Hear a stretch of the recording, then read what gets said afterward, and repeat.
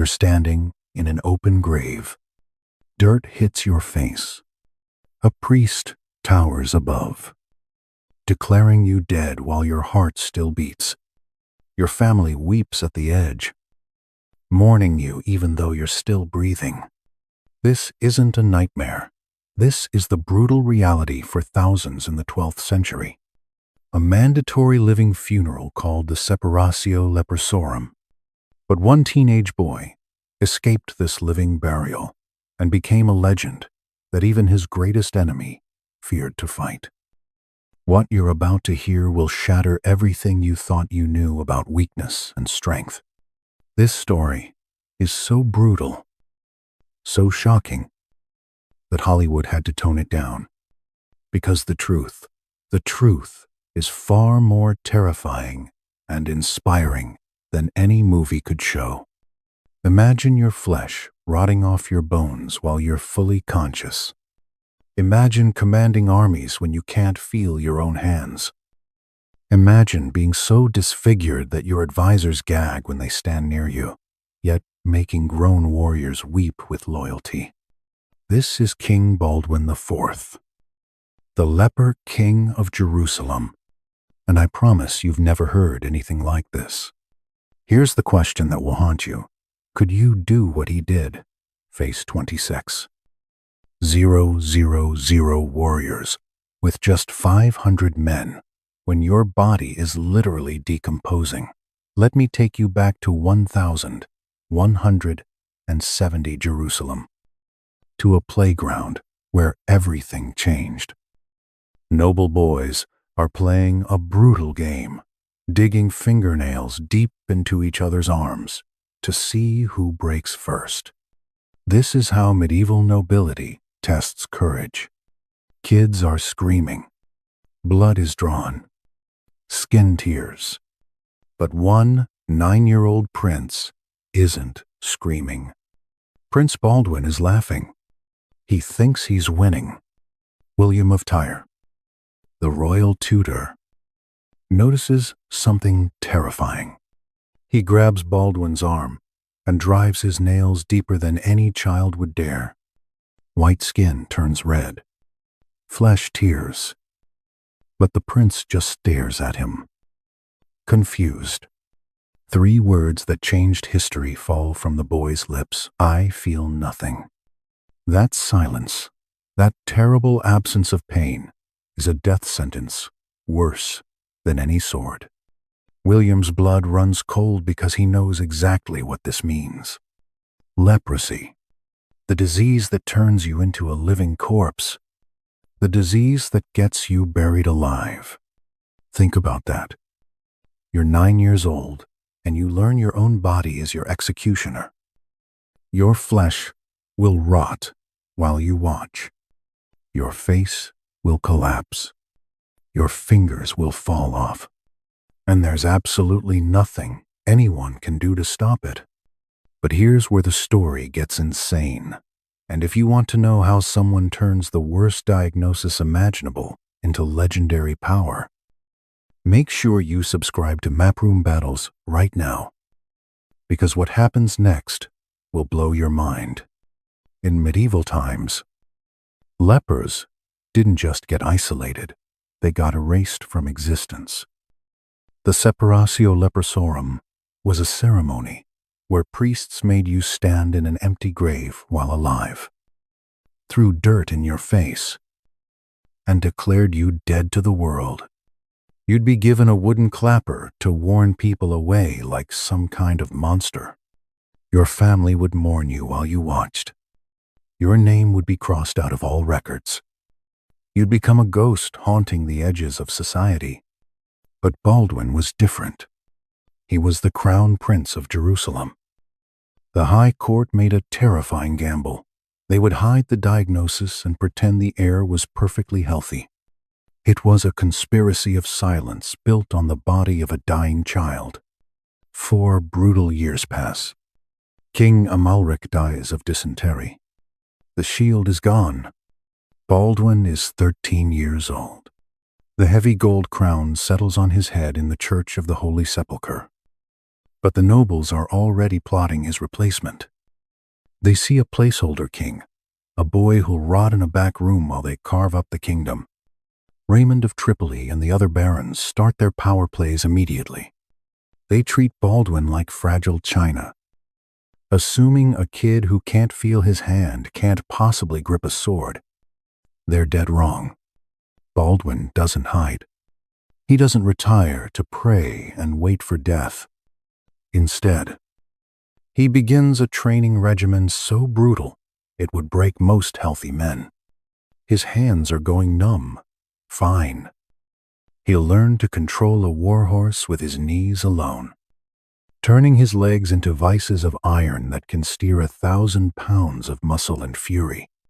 Can't grip a sword? His squires will bind the weapon to his gauntlet, literally tying steel to his dying flesh so he can't drop it even if he wanted to. Picture the agony. Leather straps chafing against skin that's numb on the surface but rotting underneath. Every training session leaves blood on the saddle. Every drill accelerates his decay. But Baldwin understands something his healthy nobles don't. Time is his real enemy. And he's running out fast. And while Baldwin straps himself to horses and forces his body to obey his iron will, a storm is gathering in the south that will test everything he's building.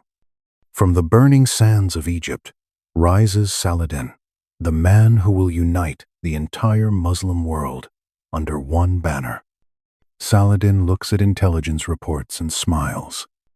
Jerusalem is led by a sick child.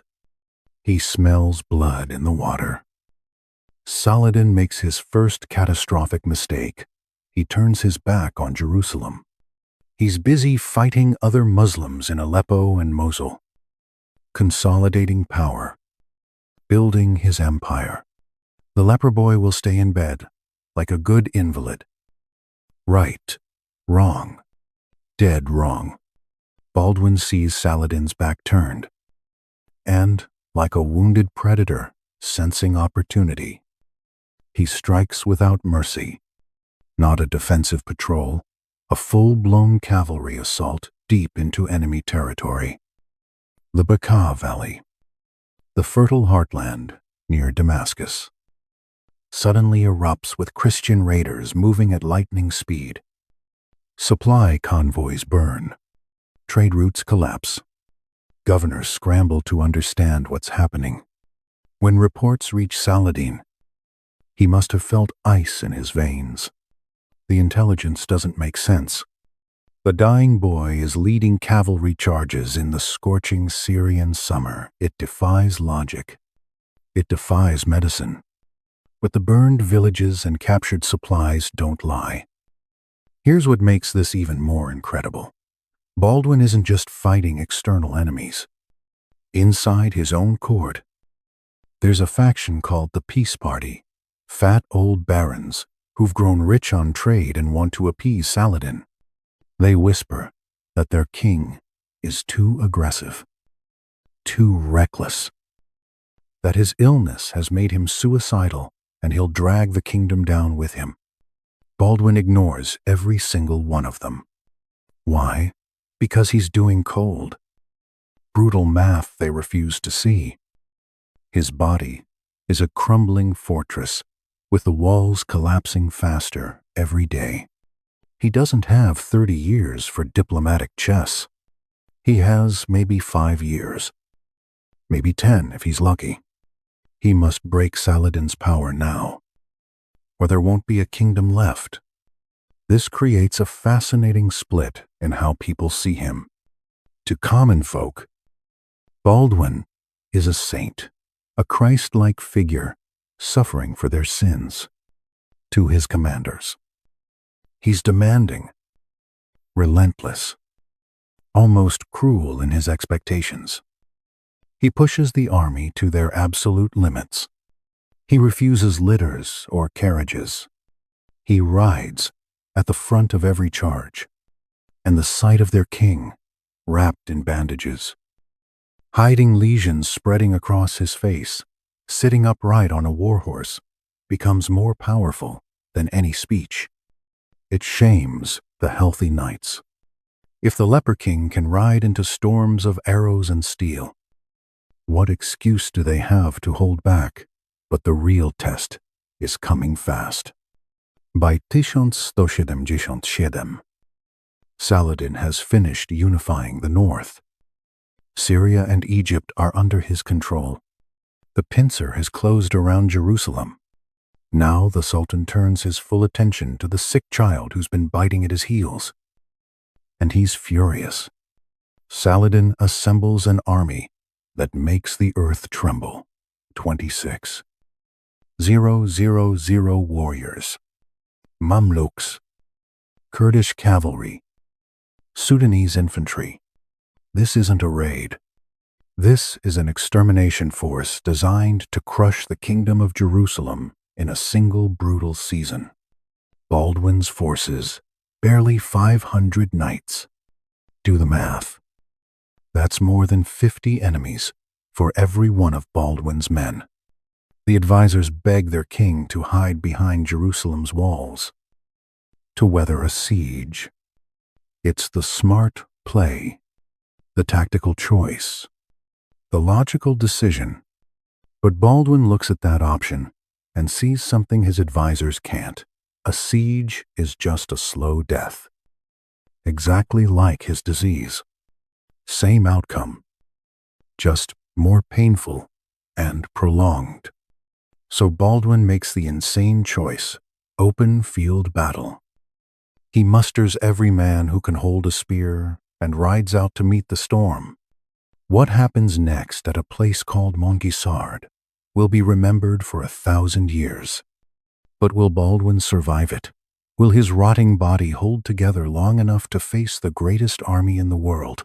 November 1177. The air in the Holy Land carries a chill, but political temperature is at a breaking point. Saladin's army of 26,000 men crosses from Egypt into Crusader territory like a moving city. The ground literally shakes under thousands of hooves and marching feet. Dust clouds rise so high they block out the sun. Baldwin scrapes together a desperate coalition and rides to Ascalon, a fortress city on the southern border. It's a massive gamble. He's leaving Jerusalem exposed to defend the back door. But what choice does he have? Saladin sees Baldwin lock himself inside Ascalon's walls and actually smiles. To the Sultan, this confirms everything he suspected. The Leper King is terrified. The sick boy is hiding behind stone to die safely. So Saladin makes a decision that will haunt him forever. He ignores Baldwin completely. Why waste time crushing a dying spider when you can just burn down its entire web? Saladin marches his massive army past Ascalon, heading straight for Jerusalem itself. The holy city is virtually undefended. The road is wide open. Victory seems guaranteed. Confidence morphs into fatal arrogance, believing no army remains to stop him. Saladin allows his tight military formation to break apart. He gives the order to disperse and pillage. His soldiers scatter across the countryside, like wolves off a leash, raiding villages, burning crops, loading camels with treasure. They're not marching for battle anymore. They're marching for a victory parade. Weapons get packed in baggage trains. Armor gets unbuckled in the heat. They move slowly, drunk on the certainty of conquest. Inside Ascalon, Baldwin watches smoke rising from burning villages. He sees the enemy bypassing him. He calculates that Jerusalem has maybe hours before total destruction, and he faces a choice that would shatter most men's souls. Stay in Ascalon, survive the war, watch his kingdom burn from safety behind thick walls, or leave those walls, take a few hundred knights into open desert against thousands. commits suicide with style. But here's the thing about Baldwin. He's been living with death's shadow since age 9. Death doesn't scare him. Never has. Dishonor, though, that terrifies him more than any disease ever could. He orders the gates of Ascalon opened. The Templars, led by Odo de Saint-Amand, join him without hesitation. These are the special forces of the medieval world, fanatical warrior monks who are literally forbidden by sacred vows to retreat from battle. Combined with Baldwin's knights, they number barely 500, heavy cavalry, outnumbered more than 50 to 1. By any military logic, they should all be corpses within hours. They ride north in complete secrecy, shadowing Saladin's sprawling, disorganized army. They move along the coast, hidden by rolling sand dunes and blinding sun glare. It's a ghost march. No war drums, no trumpets, just muffled hoofbeats and the labored breathing of a king likely tied to his saddle to prevent collapse. The physical agony Baldwin endures during this ride defies human imagination. The friction of the saddle against his numb, ulcerated skin causes damage he can't even feel until he looks down and sees blood soaking through his clothes. But his mind stays razor sharp. He knows Saladin is crossing a ravine near Montgisard. The geography is everything. Montgisard is a natural choke point to cross the wadi, the dry riverbed. Saladin's army has to funnel through tight spaces. They're vulnerable, but only if Baldwin strikes at the exact perfect moment. Too early. Saladin forms up to crush him. Too late. The Saracens cross safely and reach Jerusalem. The margin for error is absolute zero. As the afternoon sun dips on November 25th, Crusaders' scouts crest a hill. Below them, spread like a vast carpet of chaos, lies Saladin's army. They're completely unaware, washing in streams, feeding horses, resting in the shade. They think the war is already won. Baldwin halts his horse. The moment has arrived. But before he signals the charge, something happens that transcends military tactics and enters pure legend. The Bishop of Bethlehem steps forward, carrying a piece of wood encased in gold, the true cross, believed to be the actual timber on which Christ died. Baldwin, this boy, with the rotting face hidden behind veils, struggles down from his horse. He can't stand easily. He falls to his knees in the sand before the cross. And in front of his hardened knights, men who've killed and watched friends die, their king begins to weep. He doesn't pray for victory. He prays for salvation. He begs God not to let the kingdom fall because of his sins. His sickness, his cursed body, it's raw, vulnerable, completely human in its desperate honesty. The knights watch their broken king crying in the dust. And something fundamental shifts in their hearts. They're no longer fighting for land or gold or glory. They're fighting for him, for this boy who refuses to surrender even as his body surrenders to disease. When Baldwin stands again, tears are gone. He's helped back onto his horse. His face, usually hidden or turned away, looks directly at his men. He doesn't give a long, inspiring speech like in the movies. He simply points his bandaged hand toward the sea of enemies below. 500 knights lower their visors as one. 500 lances drop into attack position. They form a steel wedge aimed at the throat of an unsuspecting giant. The wolf is feasting on sheep, but this lamb has brought a knife. The charge of medieval heavy cavalry isn't like modern warfare. It's not sustained fire. It's a single catastrophic kinetic event. Imagine 500 tanks with no brakes accelerating downhill. And you're getting close. When Baldwin's knights slam into the disorganized Saracen lines, the sound is reportedly deafening, metal crunching, wood shattering, men screaming in complete shock and terror. The element of surprise is absolute and devastating. Saladin's soldiers are scattered everywhere. Some are still putting on armor. Others are desperately trying to mount panicked horses. The Crusaders give them 0 seconds of mercy. They smash through the baggage train and drive straight into the heart of the enemy formation like a spear through flesh. The sheer momentum vaporizes all Saracen resistance. At the center of this storm of violence rides King Baldwin IV. Historical accounts disagree on whether he's physically wielding a sword or just guiding his men with a true cross held high beside him. But the psychological effect is identical and devastating. To the Muslim soldiers, this is impossible.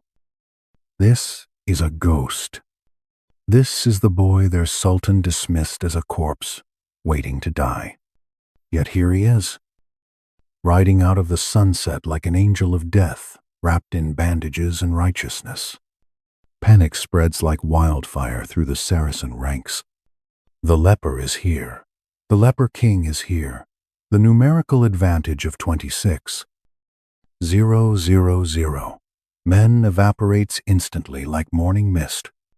In ancient warfare, numbers only matter if you can organize them into effective fighting units. Saladin can't. His army dissolves into pure chaos and terror. The narrow Wadi geography, which should have protected them, becomes a death trap. They're bottled up, unable to maneuver, cut down by relentless Templar fury. In the middle of this slaughter, Saladin himself, the great unifier of Islam, the Sultan who conquered Egypt, faces complete humiliation. His elite Mamluk bodyguards fight desperately to buy him time. They form a ring of steel around their sultan and are slaughtered to the last man. They die so Saladin can run like a coward. And run he does. Here's a detail that's almost cinematic in its complete indignity. Saladin doesn't retreat on his prized warhorse. In the chaos and panic, he's forced to leap onto a racing camel, a beast meant for transport, not war. He flees into the desert night, abandoning his army, his supplies, his pride, his reputation. By the time he reaches safety in Egypt, only a handful of followers remain with him. The rest are dead, captured, or scattered to the winds like dust. The Battle of Gizzard isn't just a victory, it's a complete annihilation. It's the greatest military upset of the entire Middle Ages. A 16-year-old boy with a rotting body has destroyed the most powerful army in the known world. When the dust settles and the screaming finally stops, the magnitude of the miracle becomes crystal clear. The Crusaders have captured Saladin's entire camp, supplies, gold, weapons, siege equipment, everything. But the cost isn't measured in dead knights. It's measured in the king's own flesh. As adrenaline fades, brutal reality crashes back like a tidal wave. The physical exertion of riding in heavy armor for hours, the shock of combat, the dehydration, the stress, it all accelerates Baldwin's condition dramatically. He's pushed his body far beyond any conceivable breaking point. He returns to Jerusalem as a conquering hero. Church bells ring throughout the holy city. People kneel in the streets as he passes. Some actually believe his leprosy is a sign of divine favor, that he's suffering like Christ to save them all from destruction. But when the armor is finally peeled off in his private chambers, the truth is absolutely horrifying. The lesions have spread dramatically. Numbness has crept further up his limbs. He's traded months or maybe years of his life for one day of glorious victory. Saladin, humiliated and furious beyond words, learns a lesson he'll never forget as long as this cursed boy draws breath. Jerusalem will not fall. He would never again underestimate the Leper King. Saladin famously said, "God does not want the Christians to lose this land while this king is alive." But here's the tragedy that will break your heart. Baldwin's greatest victory marks the beginning of his end. The clock is ticking faster now. He's bought his kingdom precious time, but has none left for himself. And as his body begins its final collapse, a new threat emerges. Not from Saladin and his armies. From within his own family. The wolves aren't just at the gate anymore. They're sleeping in the guest room, sharpening their knives, waiting for the king to die. Want to know how the greatest warrior of his generation gets betrayed by the people he fought to protect? Make sure you're subscribed to Maproom Battles, because this next part will make you furious. Victory at Montgisard bought Jerusalem time, but it didn't buy Baldwin a cure. The opposite happened. The brutal physical exertion likely triggered catastrophic acceleration of his disease. We're entering the phase Hollywood usually sanitizes with mysterious silver masks and dramatic lighting. The reality, far more brutal than any movie dared to show. By his late teens, the handsome boy who laughed in the courtyard is gone forever. The disease has begun systematically dismantling his face piece by piece. The bacteria Mycobacterium leprae targets the cooler parts of the body, first fingers, toes, and the center of the face. The cartilage in Baldwin's nose begins dissolving. This creates what doctors call saddle nose deformity. The bridge collapses inward, giving the face a caved-in appearance. His lips retract, exposing teeth and gums in a permanent skull-like grin that never goes away. This is the face hiding behind the veil. Did he wear a silver mask like in Kingdom of Heaven? No contemporary historical evidence exists for any metal mask. Instead, chroniclers describe him covering his face with heavy silk veils and drapery. He's not hiding to create an aura of mystery or power.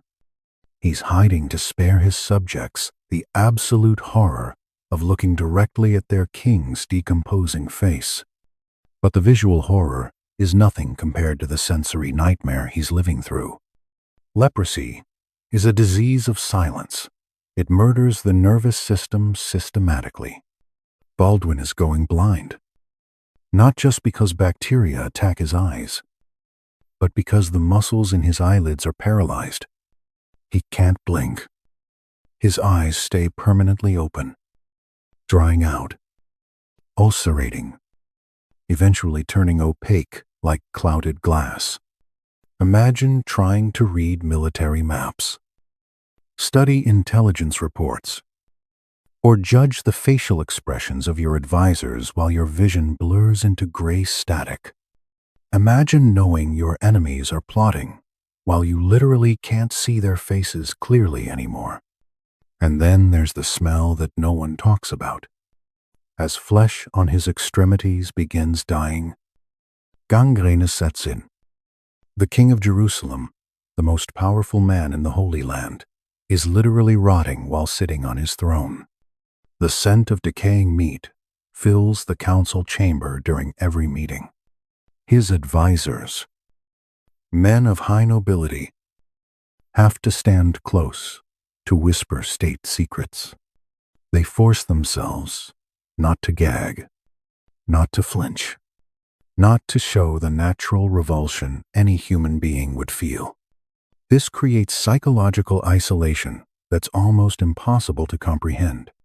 Baldwin is barely 20 years old. He has the same desires, the same sharp mind, the same emotional needs as any young man his age. But he's completely untouchable. Literally, to touch him risks ritual uncleanliness or infection. Even though modern science knows leprosy isn't easily transmitted, to them he's a walking plague. He's a prisoner, trapped in a cage of dying flesh with no possibility of escape except death. Yet somehow, in this absolute darkness, his mind burns brighter than ever before. As his body fails catastrophically, his will hardens into something almost superhuman. He refuses to abdicate. A lesser man would have retired to a leper colony, accepted his fate, died in obscurity, and been forgotten. Not Baldwin. Never Baldwin. He forces his broken body to attend every single council meeting without exception. When he can no longer hold a pen to sign royal decrees, he has official stamps made. When he can no longer walk even short distances, he's carried everywhere in a litter. He becomes a voice in the dark, a disembodied intellect, governing a kingdom teetering on the brink of apocalypse. But a king needs more than just a brilliant mind. He needs an heir to continue the dynasty. And this is the ultimate tragedy that will doom Jerusalem. Baldwin is sterile. The disease took his ability to father children long ago. The future of the entire dynasty rests on his sisters, primarily Sibylla. The fate of the Holy Land now hinges entirely on who Sibylla marries. Baldwin knows he's dying faster every day. He desperately needs a strong brother-in-law, a proven warrior who can act as regent and eventually king. He needs a new sword to replace his own useless arm that can barely move. Enter Guy de Lusignan. And this is where everything goes catastrophically wrong. History has not been kind to Guy, and for excellent reason. He's a French knight from a minor noble family with striking good looks and absolutely zero military intelligence or strategic thinking. He's everything Baldwin isn't healthy. Handsome, charming, and utterly hollow inside. Sibylla falls for him hard. Maybe it's genuine love. Maybe it's manipulation. Maybe she's driven by the same physical desires her brother was forever denied. Either way, against the desperate advice of his wisest lords who see disaster coming, Baldwin consents to their marriage in 1180. It's a decision born purely from desperation and panic. Baldwin's health is crashing catastrophically. He has fever episodes that leave him comatose for days at a time. He feels death's cold breath on his neck constantly and panics. He hopes that securing a husband for Sibylla means securing the kingdom's future. He's catastrophically, tragically wrong. The moment Guy de Lusignan gets anywhere close to real power, Jerusalem's fragile unity fractures like broken glass. The court splits into vicious factions, the court party supporting Guy and aggressive French newcomers, versus the noble party, old families who actually understand complex Eastern politics and diplomacy. Baldwin, now blind and crippled, finds himself trapped in an absolute nightmare. He spent his entire short life fighting Saladin and impossible odds, only to realize he's about to hand the keys to the kingdom to incompetent fools who'll destroy everything. The living corpse on the throne can see the danger with perfect clarity, while the healthy men surrounding him are completely blind with selfish ambition. And Saladin, he's watching everything unfold with growing satisfaction. He sees the Leper King fading rapidly, He sees the fool Guy rising to power, and he begins sharpening his sword again with renewed purpose. The miracle of Montgassard feels like ancient history now. The reckoning is coming, and it will be brutal. By 1183, the King of Jerusalem is rotting alive in his own palace. Historical accounts are brutally, unflinchingly clear. Baldwin has lost all use of his hands and feet completely. He's totally blind. His body is covered in ulcerating sores that refuse to heal, no matter what treatments are attempted. The smell of decay is so overwhelming that only his most loyal servants can bear being in the same room with him for extended periods. Physically, he's completely finished. So he formally hands the regency, the day-to-day military command, to his brother-in-law, Guy de Lusignan. This is the moment the court party has been desperately waiting for. Finally, the handsome man is in charge of the armies. Guy looks every inch the perfect king, strong jaw, flowing hair, confident swagger. But looking like a king and actually being a king are two completely different things. The kingdom is about to learn this lesson in the most painful way possible. Saladin, smelling weakness in the water like a shark, crosses the Jordan River in late 1183. He brings a massive force into Galilee, systematically burning villages and openly taunting the Christians to come out and fight. This is the ultimate test of Guy's competence. Guy de Lusignan responds by mustering the largest Crusader army ever assembled in the kingdom's entire history. The levy is absolute. Every knight, every foot soldier, every merchant who can hold a spear is called up. Numerically, Guy has the clear advantage. He has superior position. He has everything needed to crush Saladin, or at minimum deal him a devastating blow. The armies meet at the pools of Goliath. The Crusaders hold the high ground. Water sources are firmly in their control. Saladin is exposed and vulnerable below them. The knights, veterans of Montgassard who remember glorious victory, grip their lances tightly, waiting eagerly for the order to charge and destroy the enemy. They wait, and wait, and wait some more. Guy de Lusignan freezes completely. Whether it's pure cowardice, crippling indecision, or paralyzing fear that his own barons won't follow him into battle, he absolutely refuses to give the attack order. He just stands there, paralyzed like a statue, while Saladin's army maneuvers and skirmishes without facing any real opposition.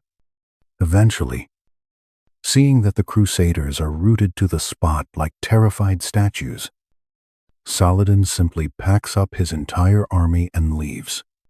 He raids the countryside at leisure, fills his coffers with stolen loot, and retreats safely across the river without suffering a single casualty. It's a complete military disgrace. To the medieval warrior mind, refusing battle when you have overwhelming advantage is infinitely worse than losing honorably. It's a sign of moral bankruptcy and cowardice. The army returns to Jerusalem in absolute shame.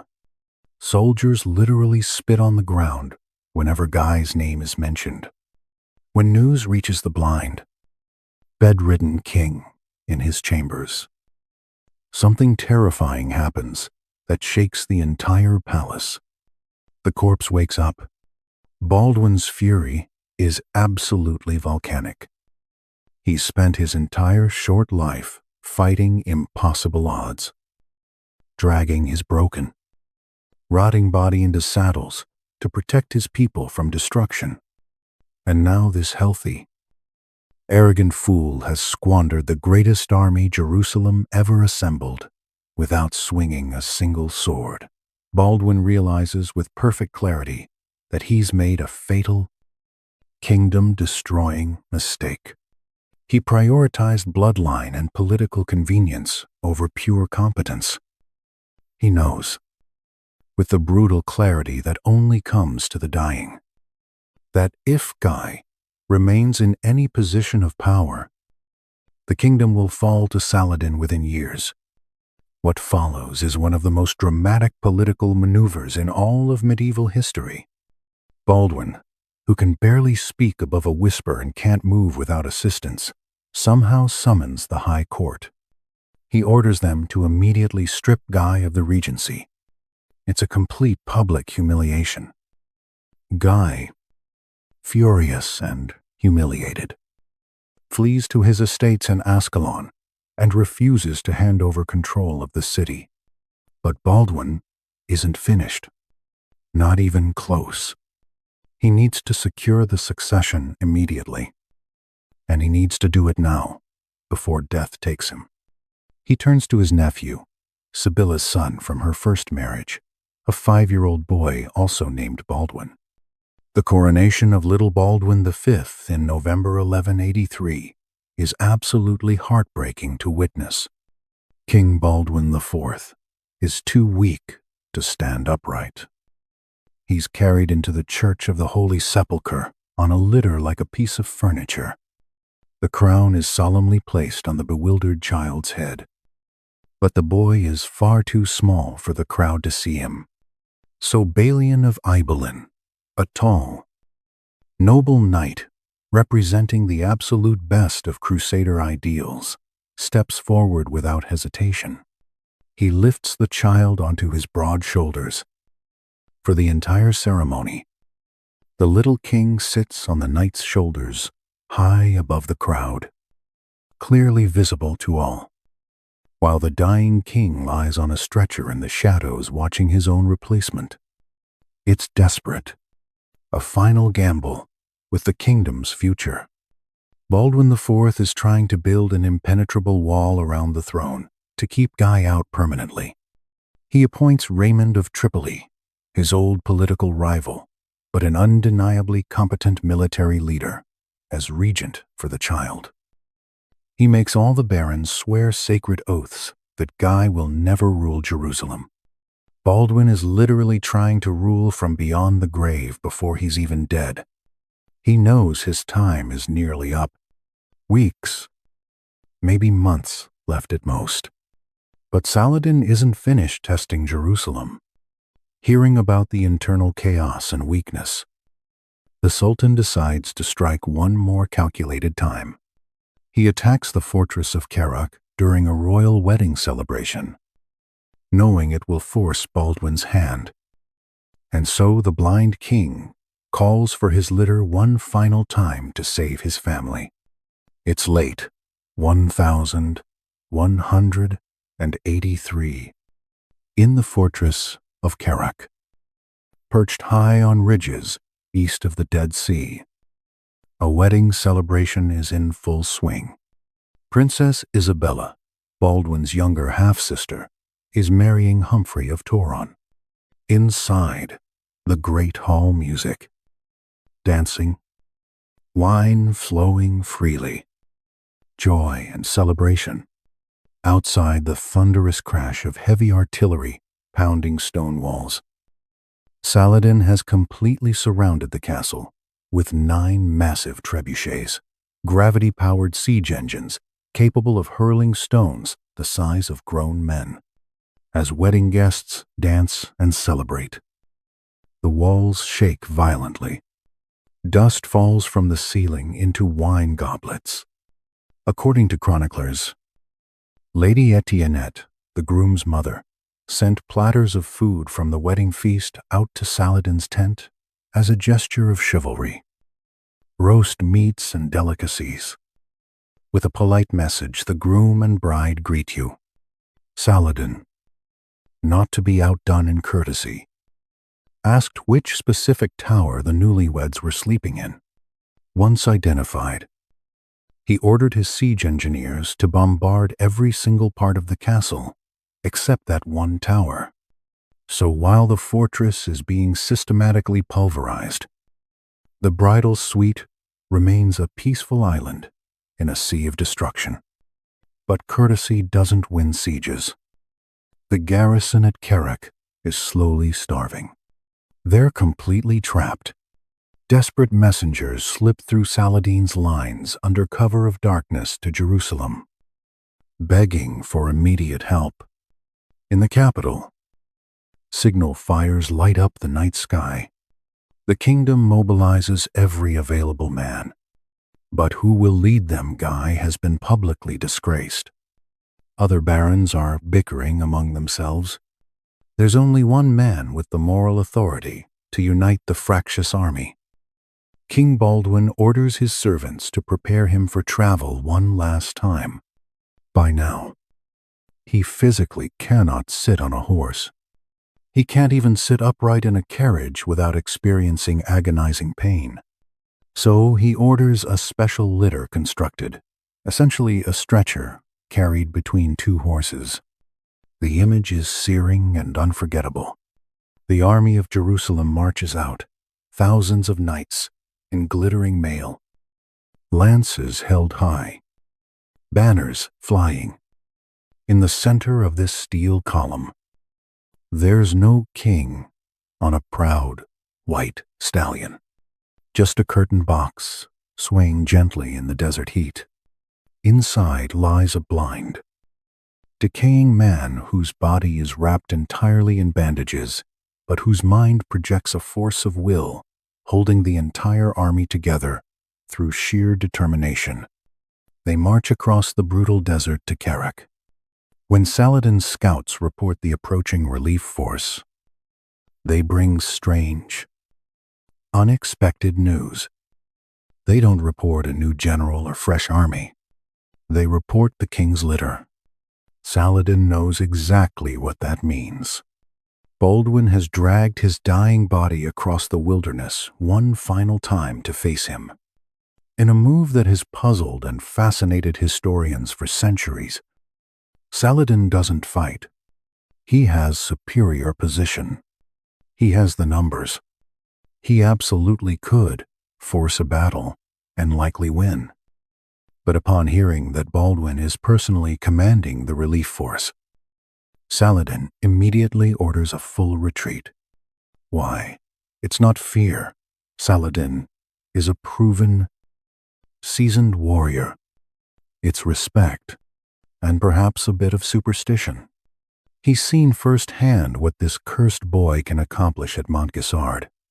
He knows the Crusader army's morale becomes absolutely unbreakable when the Leper King is with them, physically.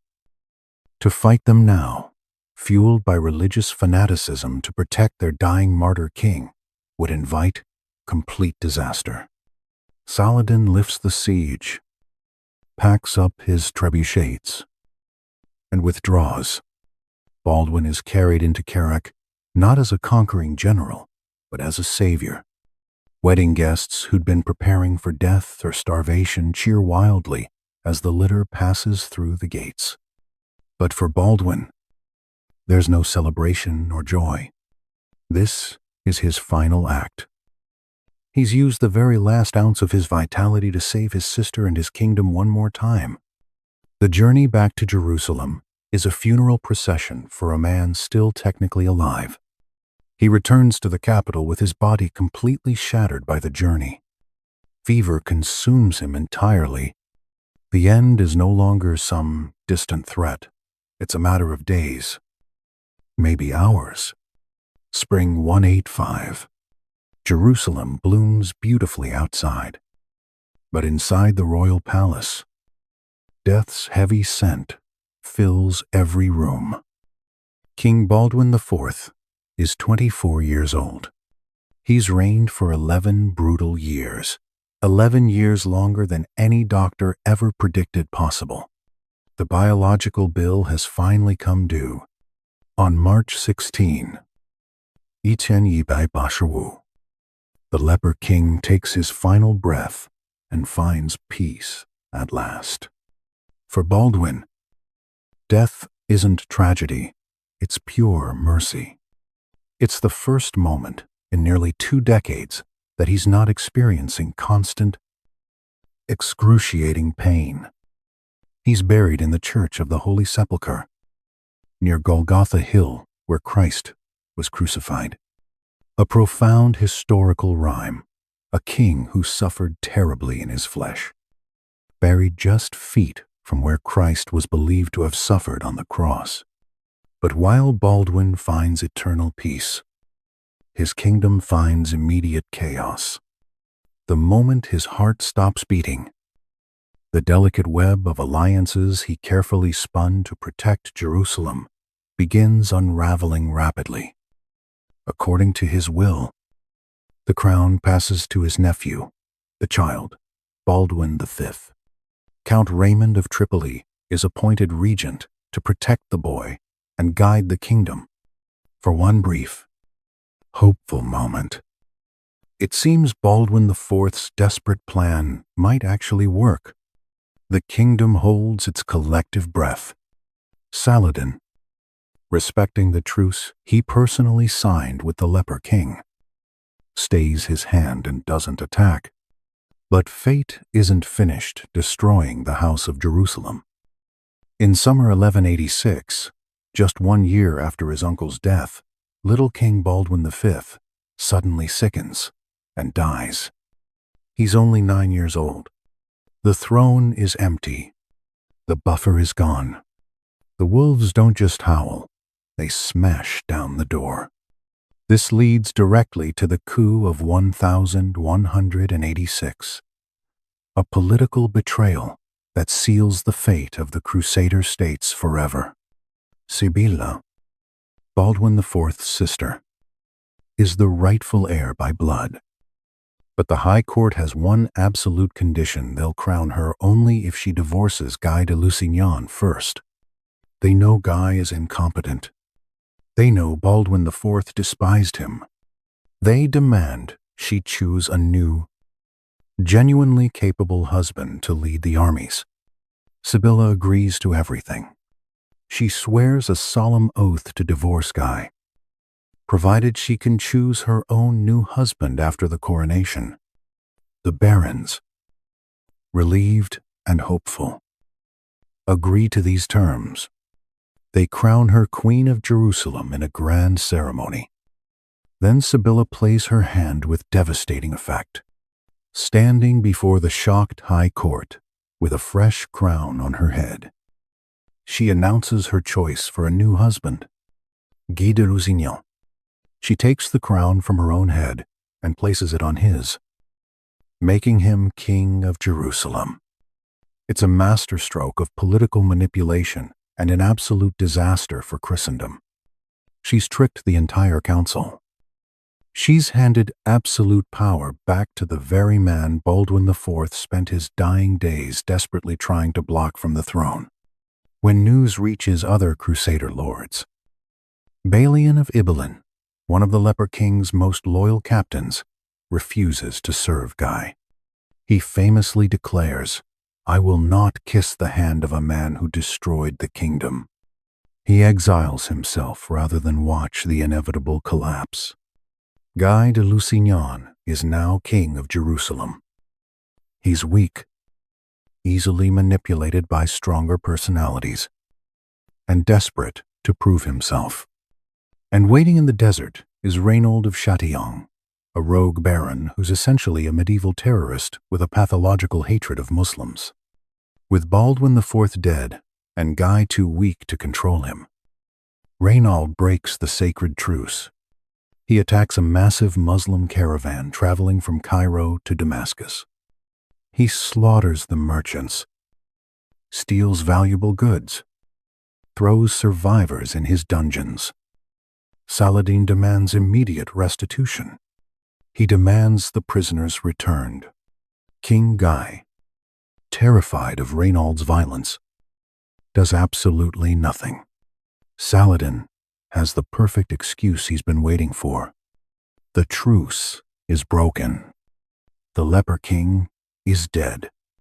The God-protected barrier is gone forever. Saladin declares jihad holy war. He summons every warrior from the Nile to the Euphrates rivers. This isn't a raid or a skirmish. This is the endgame. In July 1187, the massive Saracen army crosses the Jordan River. King Guy, completely ignoring the brilliant defensive strategies Baldwin IV used successfully for years, decides to march out and meet them in open battle. He marches his entire army into the arid, waterless plateau of Hattin. He walks straight into the trap Baldwin IV avoided for an entire decade. July 4. Yitseni by Bashert Sea. The heat in Galilean hills is absolutely suffocating. The Crusader army is marching through literal hell. King Guy has made the catastrophic decision to march away from the springs of Sepphoris across a dry plateau toward Tiberias.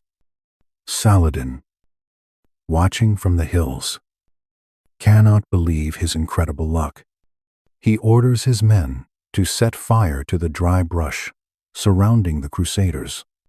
Now the knights aren't just fighting thirst, they're fighting smoke, heat, and complete exhaustion. Their heavy chainmail armor, once their greatest defense, has become a torture device cooking them alive. By the time they reach the horns of Hattin, an extinct volcano with twin peaks, the army of Jerusalem is completely broken. They haven't drunk water in days.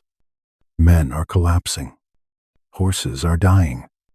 Then the arrows begin raining down in deadly waves. The Battle of Hattin isn't a fight. It's a systematic execution. The disorganized, dehydrated Crusaders are methodically slaughtered. Infantry tries desperately to flee up the slopes and gets cut down. Knights are pulled from horses and butchered where they fall. In the center of this carnage, the unthinkable happens. The Bishop of Acre carrying the true cross is killed. The golden casing is smashed open. The sacred relic, the same wood Baldwin IV wept before at Montgisard, is seized by Saladin's triumphant troops. To the Christians, this is worse than death itself. This is the death of God. King Guy is captured and dragged to Saladin's tent, desperately thirsty and trembling. Saladin offers the terrified king a cup of iced rose water, a sign his life will be spared. But when Guy tries to pass the cup to Reynold of Chatillon, Saladin stops him cold.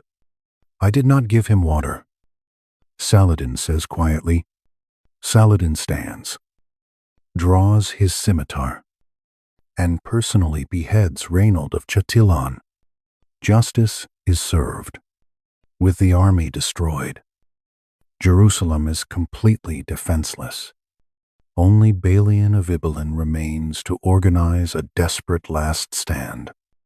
But it's hopeless. On October 20, Yitseni by Bashert Sea, Balian surrenders the city. Saladin allows Christians to ransom themselves. Those who can pay walk free. But there's no general massacre like the Crusaders committed in 1099. The churches aren't burned. The Church of the Holy Sepulchre is closed for 3 days, then reopened. Saladin walks through the captured city and visits Baldwin IV's tomb. He leaves it completely untouched, silent acknowledgement from one great warrior to another. The kingdom of Jerusalem, as Baldwin knew it, is gone forever. It lasted 88 years. In the end, it wasn't destroyed by the strength of enemies, but by the weakness of leaders who failed to heed the lessons of the dying boy who saved them. Today, nearly 1,000 years later, King Baldwin IV has achieved immortality. Open TikTok or YouTube right now. You'll find him everywhere.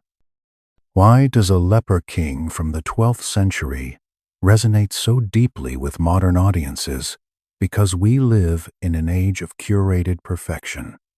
Baldwin represents the opposite, triumph of spirit over broken reality. He's the anti-victim. He had every excuse to give up but played a terrible hand with absolute mastery. The silver mask from Hollywood, almost certainly fiction. History tells us he hid behind veils, not metal. Does this diminish him? No. It makes him more human.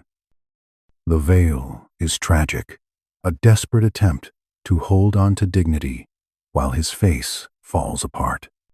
Baldwin IV teaches us we can't control what happens to our bodies or the enemies we face. We can only control our response. Authority doesn't come from physical strength. It comes from presence and willingness to suffer alongside your people. So next time you feel overwhelmed by life's unfairness, remember the boy who felt nothing in his right arm, yet held a kingdom on his shoulders. Remember the funeral that never happened and the funeral procession that saved a city. Remember that sometimes the face we show the world is less important than the fire burning behind it. If this story resonated with you, subscribe to Maproom Battles and hit that notification bell. I want to hear from you. Could the kingdom of Jerusalem have survived if Baldwin lived another 10 years? Or was it doomed from the start? Let's debate in the comments. Thank you for watching Maproom Battles, and always keep looking for the truth behind the mask.